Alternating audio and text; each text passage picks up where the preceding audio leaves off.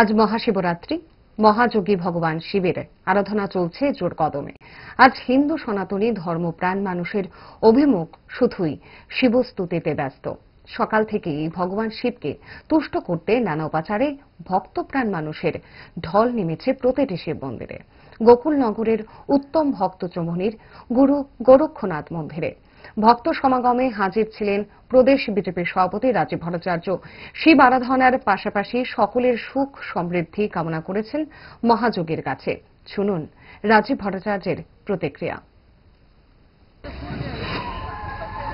আমরা সবাই জানি যে আমাদের সনাতন ধর্মের পরম্পরা, আমাদের দেবাদিদেব মহাদেবের আজকে যে আমাদের যে মহাশিবরাত্রি উপলক্ষে এই পুণ্য তিথিতে আমি সকলকে, সমস্ত রাজ্যবাসীকে আন্তরিক অভিনন্দন এবং শুভেচ্ছা জানাচ্ছি।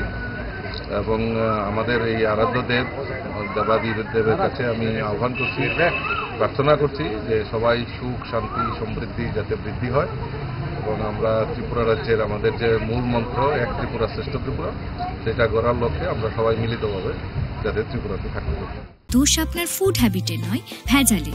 সেই মায়ের আমল থেকেই তারা 5 দশক ধরে গ্যাস, অম্বল ও পেটের সমস্যার একমাত্র সমাধান গ্যাস নল।